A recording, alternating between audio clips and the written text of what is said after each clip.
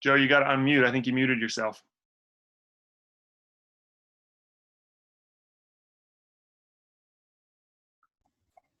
Yeah, good morning, everybody. I appreciate, on behalf of the Blair County Chamber, your participation this morning. This is our first ever digital marketing roundtable meeting.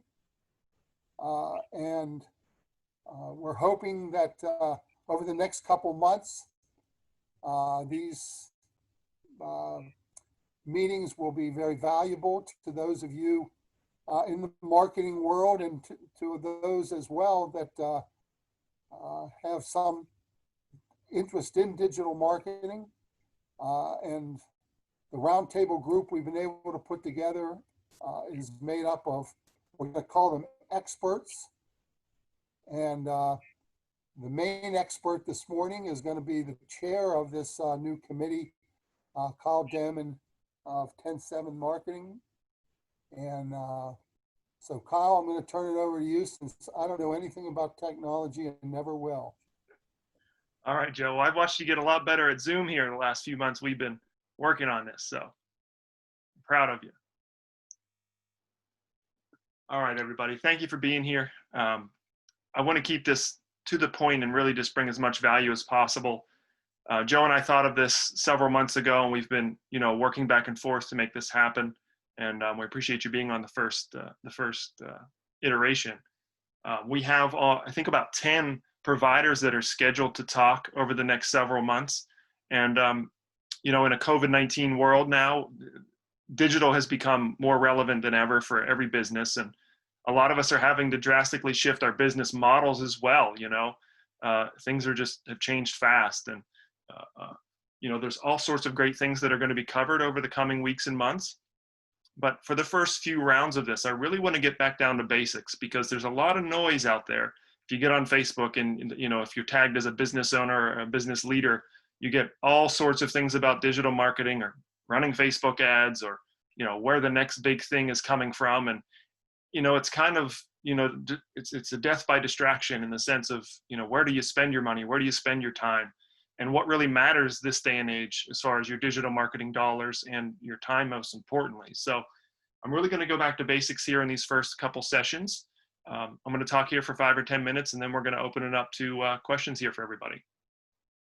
So profitable website upgrades in a COVID-19 world. That's really where we're at. We're going to talk about social media, but I'm a bit old-fashioned. I built my first website back in 2001. And I've watched what websites can do over the long term. People say, you might think about stock markets of, what stock is a long-term investment, or what stock is high risk. And what I'm going to explain here in a minute is thinking about how to invest in your digital assets, what will stand the test of time for you and your business. And then also, when you have a good foundation, you can also put some of your marketing budget into the riskier activities as well, which can bring great benefit, as you'll see. So quick bit of background for me. Like I said, I built my first online business in 2001. I was 18 when I did that. And, it sort of took off, and word got around town, and people started asking me if I could help them. And, that was in the early days. And by age 24, I found myself literally negotiating a multi-million-dollar e-commerce global shipping, I guess you want to call it a department, at a motorcycle shop in Duncansville called Cernix, which is now 5-star. And that's really where I cut my teeth in the true business world. And, we ended up shipping just container loads of product, motorcycles, accessories all over the world. And, at that point, I didn't even know what I did, right? I know I did it. I figured it out.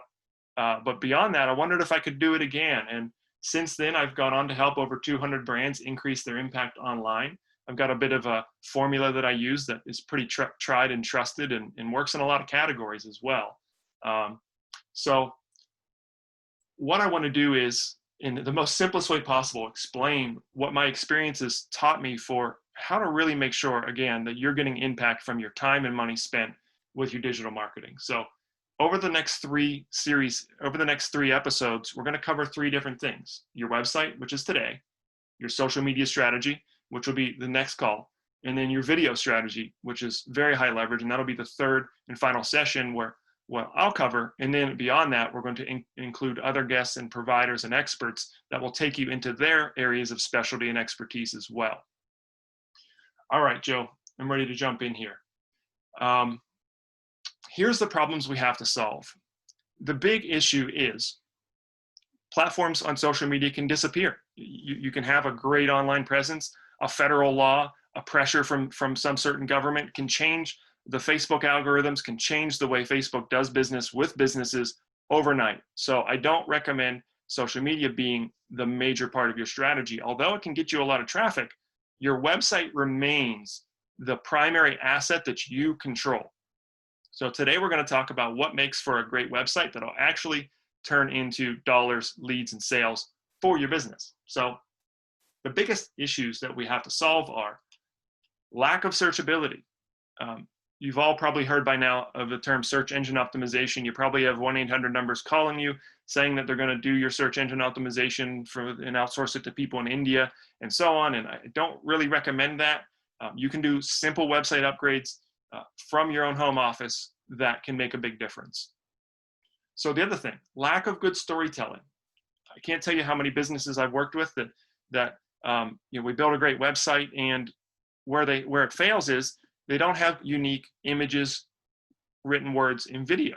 You can spend $5,000 on a new website platform for your accounting firm or your office, but if you don't have good storytelling and content on your website, then it's not going to make that emotional connection. In this day and age where people can't even really go out into the public and deal face to face, your content on your website is just about your front line these days. So it really matters.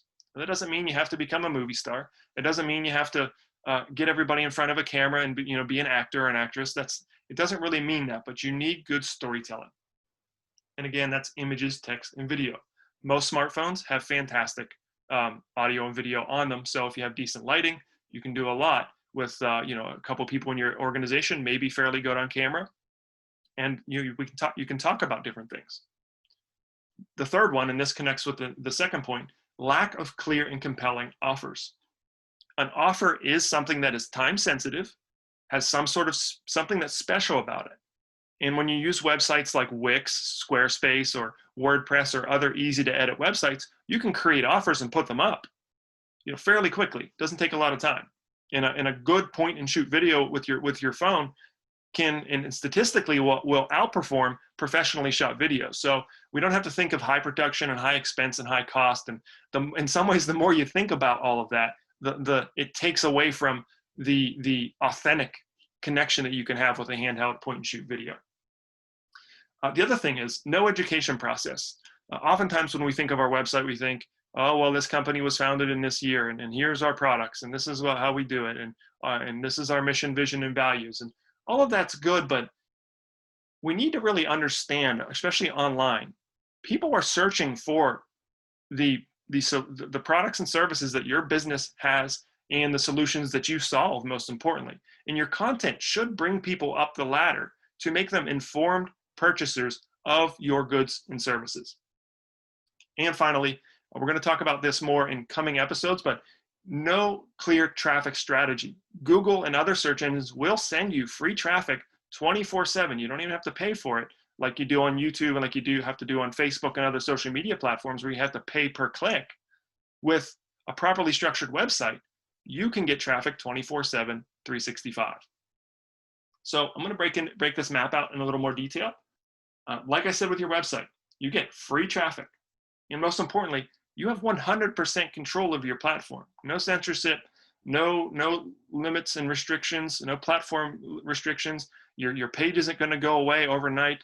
People investing, you see all these YouTube influencers and all these YouTubers that are, they're kind of turning into, a few of them are turning into overnight millionaires, so to speak, although they won't tell you about how they spent months and years building up their video base and their follower base. And that's interesting these days, and it gets a lot of attention. But what they also don't tell you is that you can get deplatformed in overnight without any reason, and you can lose tens or hundreds of thousands of dollars of revenue at the flip of a switch. And YouTube doesn't owe you an explanation; they don't owe you anything. So you got to be careful about social media platforms. So my argument is your website remains the most cost-effective long-term asset for your business, And when you show, if let's say time it comes to sell your business, time to retire, or sell your assets, when your website has a track record of getting good organic search, when you show that you're getting hundreds of clicks a day through the search engines and various aspects, that's a very sellable asset, and it's worth a lot to your business. So here's the thing with social media. I downplay social media, although it is very important. I see a lot of people are a bit distracted by it. They're investing heavily in social media while their actual website is not up to speed. So the problem with social media, like I said, you never own these things. They can go away overnight. They're increasingly expensive. Facebook ad costs every 6 months, they go up. The price per click goes up 10% in almost every industry and category. And it's even worse if you're in a competitive niche like lawyers, doctors, etc. But social media can amplify a good website in tremendous ways if you have this set up correctly. So, and finally, in the third talk that I'm going to give you guys, we're going to talk about video because it remains very high leverage. It's the fastest way to grow a brand that's out there, period. But it also has that downside of, you could lose the platform for any given reason. And it depends on what category you're in. Let's just say you're an auto mechanic. You're probably not going to be in, what do I want to say, risky territory, but other industries, especially medical, there's certain medical categories and things about medical that YouTube and Facebook, they can talk about, things they won't let you talk about. So it is dicey waters for a lot of industries. And most importantly, guys, video does not have to be expensive. It really doesn't.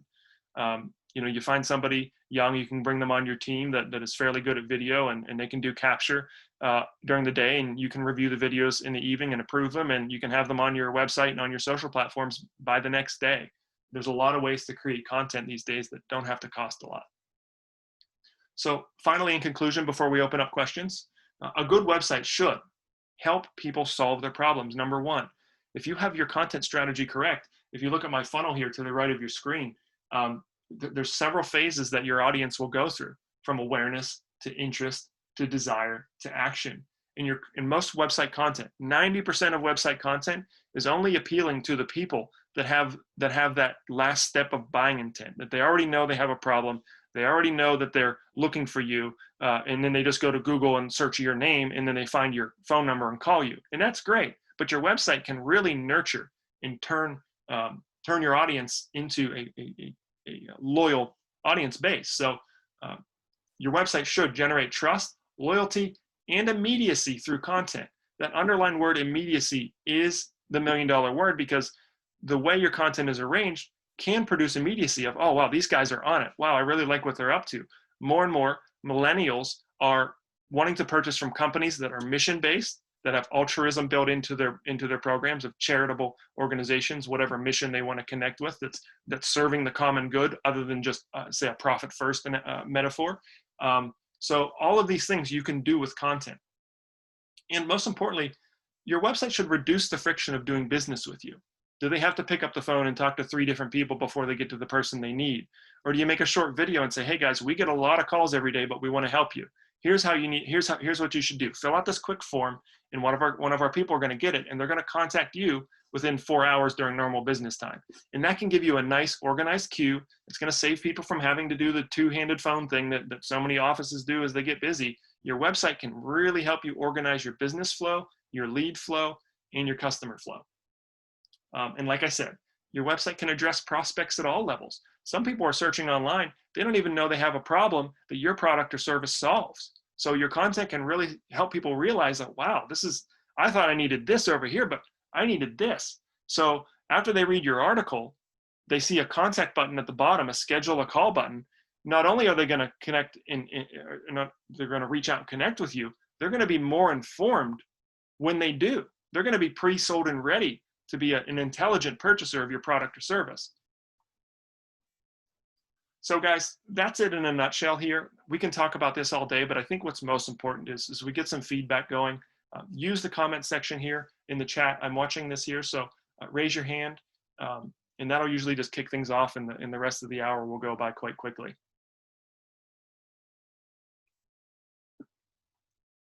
While we're waiting for that, I want to talk about search engine optimization a little bit. And that's a mouthful word, right? Like, it's even hard to say, it's a tongue twister, but what Google and other search engines look for are they look for, how do I want to say it, certain patterns and certain organization structure on your website.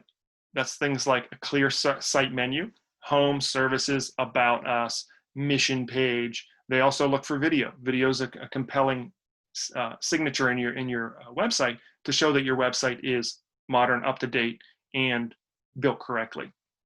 They also look for a significant amount of words and content, because their, what do you want to call it, their artificial intelligence scanner that scans all of the websites out in the world, they, how do I want to say it, they have a certain ranking factor, and they look for, okay, does the website have a certain amount of content? And they look for keywords that are all through your website as well. They say, oh, this website must be about plumbing, or this website must be about accounting, this website must be an amusement park. You get the idea, right? So when your website is fleshed out with good content, that's really what matters. So if anybody's asking questions, I don't see anything in the content. I'm going to keep talking here about all the different aspects of how to make your website better. Anybody who has a question, you can post it here, and then we can also unmute you as well. So you can come in and get into the hot seat, as it were. So with search engine optimization, what you have to think about is this. It's sort of like a footprint. If you've got a 3-page website with hardly any content, your footprint online is very small. If you have a 10-page website with 450 to 650 words, which is what Google likes, then they see your website as having a larger footprint. And we think of real estate, right? I think of myself as a digital property investor. That's what I do. I help businesses and my own digital properties. I help increase them and expand them. So you want to think of your website the same way. And in real estate, they say location, location, location, right? Or in business. Well, in the cyberspace, you think, well, what does that mean in cyberspace? You get to create your own footprint online. That's what's incredible about it. You don't have to go buy the most expensive building down on Plank Road. You don't have to go out and, spend for that. You can build your website out page by page, and you're increasing your location. You're increasing a better location. And when Google sees that you update your blog or your website every couple of weeks and you add relevant content, it will automatically take you higher and higher and higher in the search rankings as you increase your footprint, so to speak. So that's free traffic 24/7. And what I also find here, we have Darren asking a question. I'll get to that in just a second. What I also find is with your website footprint, when you do that, it doesn't go away. Like I said, when you're paying per click on Facebook ads, which are expensive, sometimes very well worth it, but it won't go away. So it'll serve you year on year, month after month. It's very worthwhile. And to close that up, before we get into Darren's question here, most offices have somebody that's sitting idle for some part of the day. And there's online courses, how to become a good content writer. You can have your front office person that's maybe 40% of the day doing something on the phones, etc. They could be switching over to writing content for the website and the blog after they take a 2 to 3 hour online course. You can go to lynda.com, lynda.com. There's all sorts of education platforms out there for how to write good content that converts, things like that.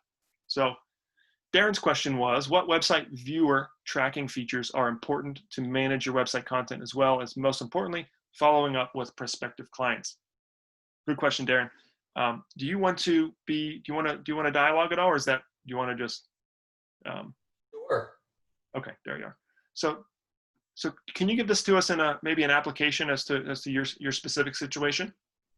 So I'm the business that has the website, and I'm trying to look at the data that evaluate the content and effectiveness of my website as it relates to the traffic and who's going into what pages, so that we can continuously, as you state, update those website pages to make them as relevant as possible. So we can, get prospective clients interested and engaged in our services. Okay. And what niche are you in? What category?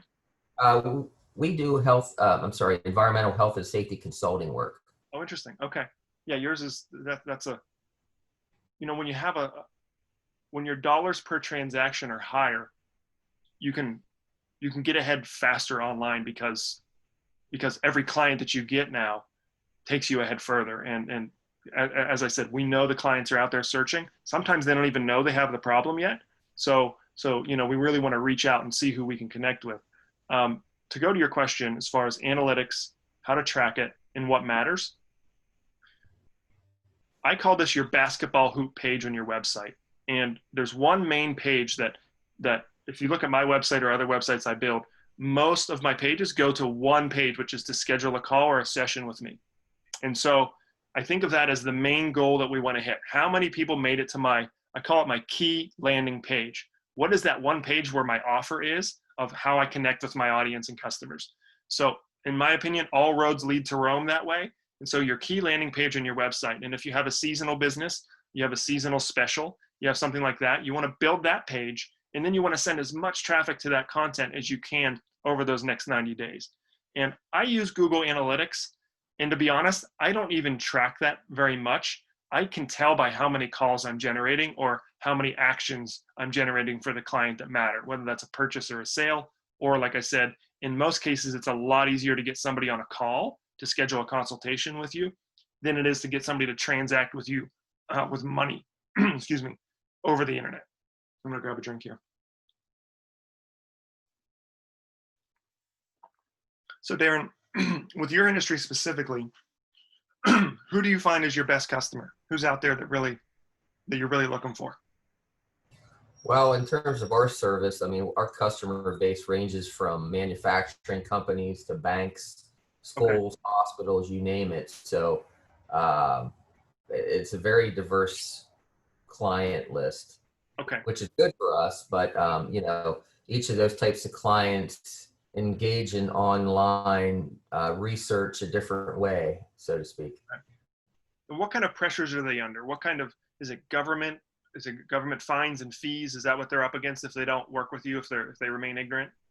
Yeah, usually OSHA, DEP, Pennsylvania federal regulations. A lot of clients are under, tight due diligence windows for commercial property transactions. So usually clients, when they're calling, want the service that we provide yesterday. Yes. Okay. Got it.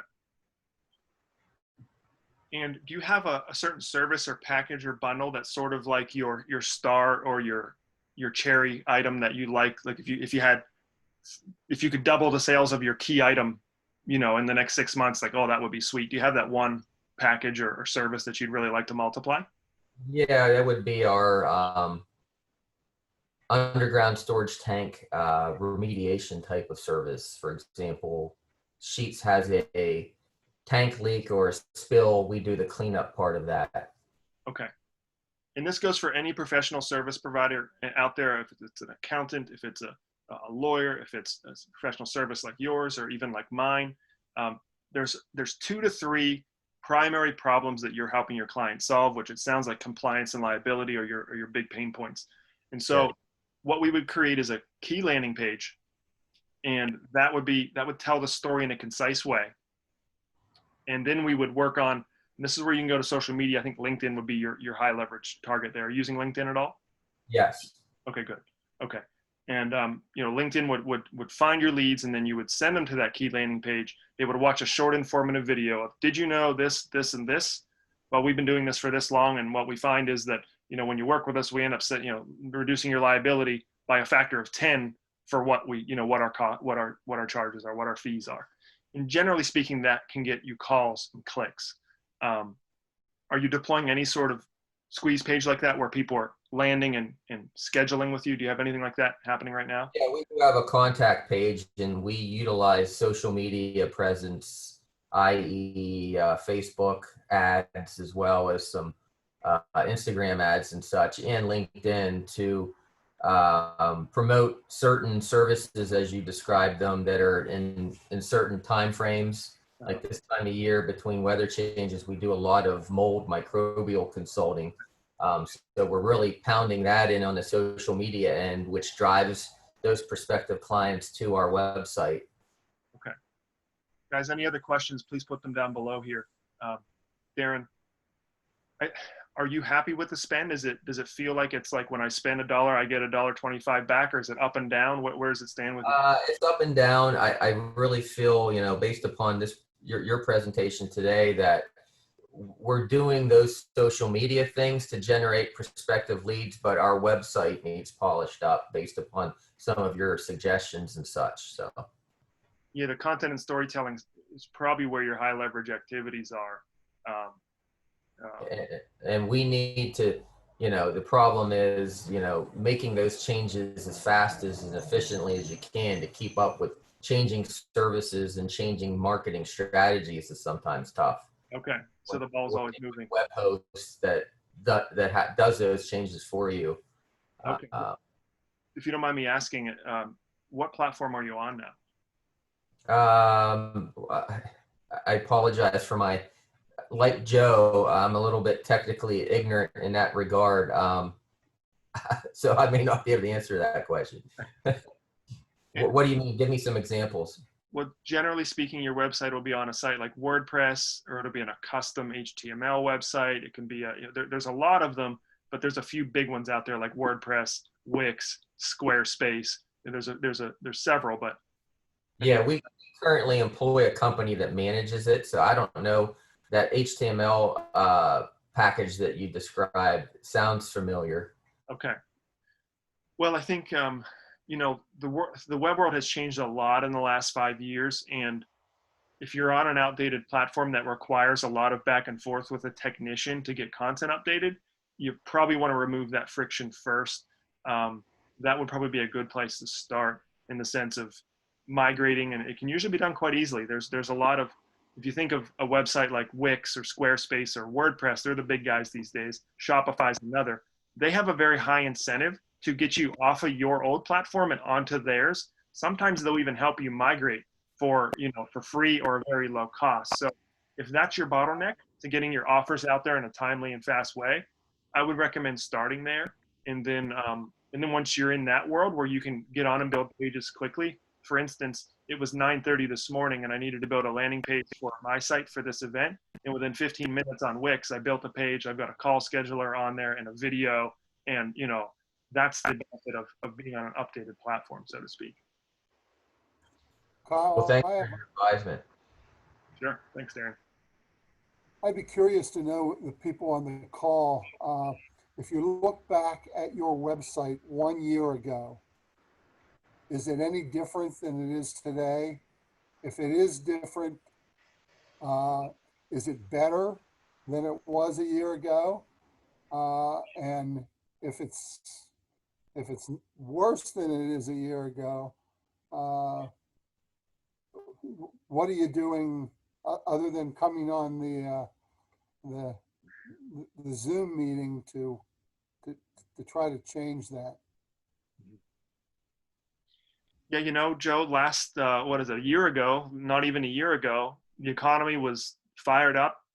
Business was better than ever for a lot of places. And when things are rolling and customers are coming through the door, you don't even think about those things. But, in so many ways, I feel like if you guys have seen Forrest Gump, when they're out in that storm and they're the only shrimping boat left in town, I feel like, all of a sudden, all of these digital things have become so relevant because of COVID and the ensuing, challenges that it's created for the economy. This has now become super relevant. And again, if you're talking to, I'm not anti-marketing agency, but it's my goal to bridge the gap between people like yourself, Darren, and others who, you sit down with an agency and they talk over your head so much that you just, and they say, okay, it's this much money per month. And they show you fancy graphics and visually it might look impressive, but at the end of the day, are what they're doing actually bringing revenue, dollars, leads, and sales to your business? And that's the whole reason, you don't want a website just because. You want it because of the customers, leads, and sales you think and you hope it's going to get for you. So pricing for a lot of this stuff has gone way down. You used to have a custom programmer that would sit for a month and program your website by hand. And that's just not necessary these days. So if you're sitting in an antiquated system, it might be good to bump you out of that, like I was talking with Darren, to get you into a new platform that's going to give you the ease of access that your secretary or office helper can jump in and write content you know, on a bi-monthly basis, you know, can get there and get things updated quickly. All right, guys, any other questions here? I'm going to ask some people to start making up some fictitious questions to fill the time. Let's see Beth there. I see Randy Green. Anybody? I see Alan. I think I saw Alan in here. I've worked with Alan before. Alan, any questions? Oh yes, guys. After the video, or after we're done here today, Joe's going to send an email with the video, the recording for this call. We're going to have the slides in there as well, and then we're also going to have links to all of the providers that the chamber has approved for this. So there's going to be links to all the providers that you can check out their website and connect with them. So and of course I'll be in there as well. That way, you know, you can get connected and start taking some action. So we can talk more about that before we wrap. We have a question from Jenny Wyman. Is it Jenny or is it George? Okay. Yep, I see it here. So I get calls daily from Google telling me I need to update. Is this legit? It's almost certainly not legitimate. People will, small agencies and people from India and all over the place will take a very short survey on Google or do a very short application, and they become an authorized Google Ads expert or search engine expert. And they will use that and abuse that and say, I'm calling with Google services or anything like that. And they say, well, we see your website is infected with a virus. We see your website is not performing the way it should on Google. They'll tell you all these things. And in most cases, they do provide a legitimate business. In some cases, they don't. In some cases, they will get your website and hold it hostage. So sometimes if you don't know who they are, if they aren't local, or if you can't research them, you might not want to do business with them, especially if they're calling you and telling you, oh, I've scanned your website, I'm with Google, and you have a problem. That's almost certainly nothing you want to follow up with. And this is where having a good technology partner on your side can, you know, help you from. It's a scam a minute online if you're not careful, especially if you have a brick and mortar business with a physical address. You get into all kind of databases that will get you those sorts of calls. But the long and short of it is, unless you know who they are and know where they're from, you don't need to listen to them, and most likely they're deceptive. Next question from Del Grossos. Do you have any words of wisdom on ADA website compliance? It seems to be something I have been seeing more articles on. No, not. The laws in the internet work in a strange way. The government has been for the last 5 to 10 years, and if you've seen the interviews with Mark Zuckerberg where he's getting grilled on stage in that weird, awkward, embarrassing way, where I'm sure some of you have seen it, and it's painful to watch because the older people that are on the panels, they're not even sure what questions to ask him, and he's not even sure how to explain to them what's going on. But government has been looking for their handle of leverage on online of how they can ensure safety, security, whatever they want to call it. And the only way that they can do it is by grabbing Zuckerberg's ear and saying, we're going to penalize you and we're going to do this. And Google's even more slippery because they're a much broader system. You know, if you think of who runs the internet, it's Google, Facebook, YouTube, and it's a cat and mouse game where the government tries to enforce policies. And then these platforms, yeah, well, you know, maybe you'll get caught, maybe you won't. Number one, you always want to be in compliance with whatever federal laws, including cookies. And you see all those pop-ups with this site uses cookies, etc. I mean, a lot of that's about enforcement as well, in terms of one, I'd never want to lead you into anything that's, you know, against the law. But if you're a small fish, I don't think you need to be hiring lawyers and that sort of thing. Websites that manage ads tracking, when you're running pay-per-click ads, that's when your compliance really needs to be on point. And anybody who's running Facebook ads for you, if they can't talk to you about your compliance legal requirements and help you overcome that, they're not a reputable agency. And, you know, again, anybody can go online and watch a couple videos and think they're a Facebook ad expert, and maybe they can get you some clicks, but that doesn't mean they're going to help you be compliant. So ask your experts that you're working with these hard questions, and you're going to know you're going to learn a lot more faster that way. And if they can't give you those answers, then most likely, they're not the ones for you. One more thing I'll say to that is, it depends on your industry. With medical, you need to be very careful. And anybody in medical knows that, and you pay more for your services and your digital services because of that. For instance, HIPAA compliance, et cetera. But if you're not running ads, if you're not in a medical category where your information can harm others, by being inadvertent, misleading, et cetera, it's probably not that big of a deal. But you always want to be aware of your industry, because each industry does have specific laws, rules, and compliance guidelines. So that's about as far as I can answer that one. Okay, what's next? Jessica, yep, copy of slides. Those will be sent after the call.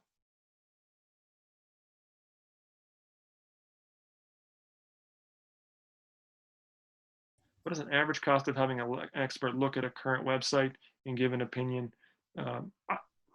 For that one, I would imagine, I can speak for myself specifically, but any of the 9 or 10 providers that we have in the follow-up email, I think almost all of them will give you a free consultation. I know I will. It's a give and get, right? Just like any business. And it helps me a lot by taking a look at your platforms and seeing where everything is. And then if they've been working in this industry long enough, they're going to know roughly what you're going to need to spend to get to results. And here's the questions you've got to ask anybody that is working professionally with you. Okay, how is this going to directly relate to more leads and sales for my business? And then also, what metrics are you going to report on that this work is going to provide? Gone are the days of website designer extraordinaire, and they're going to give you fancy graphics and a flashy intro. Most of that stuff is just not going to provide the ROI that you're looking for. From there, depending on how big your website is, what kind of platform you're already on, does it need to be updated? A lot of your costs come into 2 categories. The technology has gone way down. Like I said, a lot of platforms will want to migrate you to them for free or for low costs. Once you're on a good platform, you can create a good bit of the content yourself, which will save you a ton of time. If you don't have the time to do that, a marketing agency or somebody who actually has experience with digital marketing, not just web design, not just video, but the A to Z of turning your business into compelling content and getting eyeballs to it, that's what really matters. So again, are the people that you're working with, are they reporting to measurable metrics? Okay, you want to design me a new website, but what is that going to do for my bottom line? Landing pages are a big one. You don't always have to do a complete website revamp. You can put all your focus up front on a specific single page, like I was talking about with Darren. You can work on one page that's going to drive sales for your key product for that season or that promotion. And remember, your website should have immediacy, or your content should have immediacy to it. If they're going to land on a page, if you're going to spend that time and money to get traffic to that one page, you want to make sure that they feel like they have a reason. Oh, well, this is going to expire in 2 months, or there's a package deal that's only available till October, and I've got I know for me, I can only work with half a dozen clients a month. So once I fill up, once I have a package and that fills up, that's it for that month. So you better schedule a call with me, and we'll talk about it, right? And if you can convey that in your content, you're going to see a lot more action generated from it. And again, nothing, we didn't talk about spending $10,000 on a flashy new website. You just want to start with one page, one offer with your key product that'll really make a difference for your business. That's where you'll get your traction. And then once you have more sales coming in, you say, okay, now we go back and redesign the website on a broad level, et cetera. That's usually how I recommend clients do it.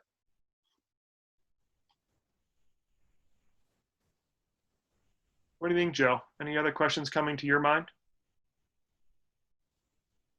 No, actually, from my standpoint with websites, I mean, I hear all the time from people that, well, the website now is kind of a passé thing, that with social media, and especially with younger people, trying to reach younger people, they're not going to go to your website.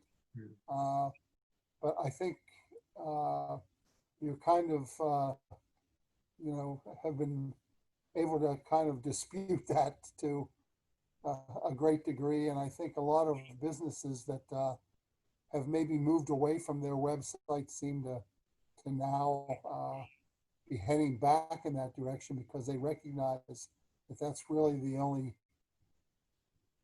consistent platform that people have, and people are still going, to a business's website to find out Hmm. the relevant information that they need. So Mm.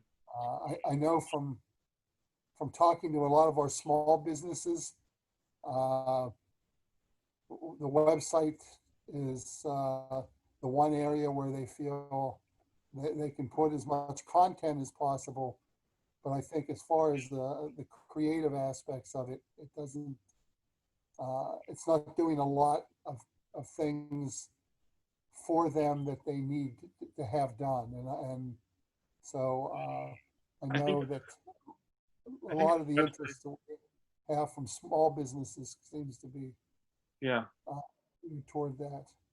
Okay. Yeah, I think it's at least worth 30% of your time and budget. Looking at our three dots up there, social media does matter, and it sort of has been a thing in the past 10 years or so where it's really taken a lot of prominence. But uh, again, yeah, your website is the thing you control, guys. So um, Jessica said, "Do you have a suggestion for the amount of pages within a website and limit on content?" There is certainly no limit. The bigger you can make your footprint, the better. I think relevance is probably the balancing factor there. What can you bring about that's helpful and relevant to your audience? And each blog article is a sales tool. You open up with a problem, right? Are you struggling with whatever? Do you have a tree in your yard that's falling over and you need it handled before it falls on your neighbor's house and sues you, right? And what's the best way to have a tree removed? What's the most cost-effective way to have a tree removed? And naturally, if you're a tree removal professional, you have all sorts of knowledge that person doesn't have, from all the ways they can get hurt or sued if they try to do it themselves, or if they try to have their neighbor Joe with a chainsaw try to do it. And those articles are just about informing people to make a clear and beneficial decision. And once they spend 5 minutes with you reading that article, they're going to have a natural affinity for you and your solutions. And you always want to end your articles and content with a call to action. Schedule a call, pick up the phone, talk to us, drop us an email, fill out our application form. And then those articles that Google and other search engines will serve up. When people do searches online, this is a big misconception. When people do searches online, we tend to think that Google and other search engines are going to send people to our homepage. That's almost never true. I sit in board meetings and people argue about what should be on the homepage, and I know for a fact that the homepage doesn't matter that much. Sure, the web address is on your business cards. Sure, it's on some of your promotional material, but Google almost never serves up homepages. They're trying to get people to direct and specific pages to help people solve their problems. So if you think like Google, Google will reward you by sending you more traffic. So think about that. FAQs are great, frequently asked questions. Those are great things to have on your website, and Google will serve traffic to those all day long. But Jessica, to answer your question, there's really no limit outside of what can you do that's better to have 5 good articles that follow that format that I just laid out than to have, what do you want to say, 25 articles that are sort of scattered and all over the place. Let's see, Alan said, also state news media recognized. Okay, yeah, so Alan is reinforcing the idea. Alan is a publisher. He runs a newspaper, and he was saying that the media has been recognizing that, when you shift your entire strategy to Facebook, you basically lose control of your narrative online. Like, there's only a couple of people that can control your story online. It's angry customers, because we know that a disgruntled customer is like 5 to 10 times more likely to leave a bad review than a good one. So they're controlling the narrative online if you don't have a good web presence. And if you don't, and if they don't, then on social media, there will be people tagging and talking about your business online. And the only way to lead the narrative online about your business is through a proactive content strategy. And the nice thing is when you write a couple good blog articles, you can copy paste a paragraph out of that each week and put it to your social media page and say, oh, the rest of the reading, and you get the rest of the story on our website.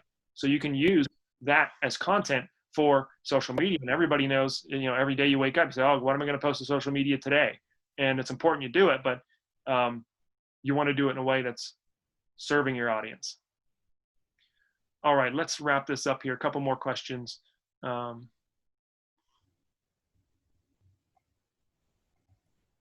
Take your ad revenue. Alan is reinforcing the idea that Facebook ads is still a wild west. You can win big or you can lose big out there, and it's definitely choppy waters. Guys, there are armies of digital content providers online. If you've heard of websites like Upwork.com, Freelancer.com, you can get on there and say, law firm, in Blair County, Pennsylvania, looking for a content writer to help me write blog articles. And you say, I want to contract with you for a year. I want you to write 24 articles for me, and I want your best price. And you're going to help me write about the main problems that we help solve.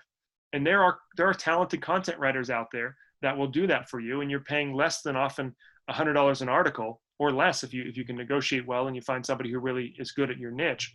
And then, for $100 or so a month, you can get high quality articles written for your website that then acts as content material. Like I said, you can push out to social media a lot more easily, as opposed to sitting at a blank screen every day trying to write to social media. And so your website content in your blog really acts as your hub for your content strategy. And if you do that right, you'll always have enough content to push out. And then once Google sees, oh, they're updating their page twice a month with new and relevant content, that really can make a difference for you. How often should people update businesses update their website? Daily? The bigger brands definitely do daily. I think it really depends on your growth goals. It really depends on your niche too, because as it was said on the call earlier, sometimes things change, compliance rules change, products change, services change. Your blog is where your action is. Your blog is like the news desk of your business, right? You look at Apple or anybody else, and they have their press secretary that gets up at a podium and says, Apple was doing this and this and this quarter. Now we're doing this, and now we're excited about that.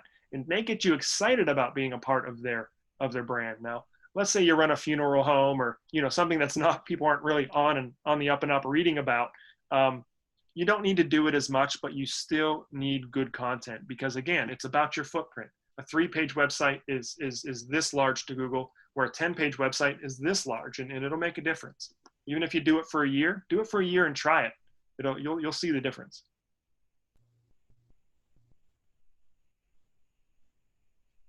Well, guys, any other questions here, please put them in the message below. You've all spent close to an hour here today on your knowledge, and I would challenge you to think that this knowledge isn't anything without action. And the conversation Joe and I had with the providers a month ago, we were very impressed with who's going to be giving talks here in the coming weeks and months. We've got a lot of professionals in this area who can really help you, and I'm sure all of them would be willing to give you at least some time to talk about your business and what strategy they might deploy for you at no charge. And at least you're out there having conversations. I'm going to challenge you to talk to at least 3 people in that provider list that starts, hey, this is my business. I want to grow this way. Always start with your growth goals. Don't let them lead the conversation. Always start with what your growth goals are, and that'll give them a target to go after. And then you say, okay, well, how can we produce metrics? How can we, make a difference here? How can you make a difference and prove it to me? Because on the other side of these website boards where you can go out and get professional help, there are plenty of people who will charge you $500, $1,000, $1,500 a month for social media posting, and they're just putting up, Happy Halloween from J&T Law Service, Happy Christmas, or and they're just posting nonsense. It's not sales driven content. So don't pay for generic stuff. Pay for results, and only talk to people who can actually speak to you about results. but that all starts with your goals. What is that one product or service that if you can multiply the business 2 to 3 times, what is that one thing that if you could do that, that would make the biggest difference in your business? That's where you should start. And then your strategy and your content and all of the other pieces will arrange around that focal point.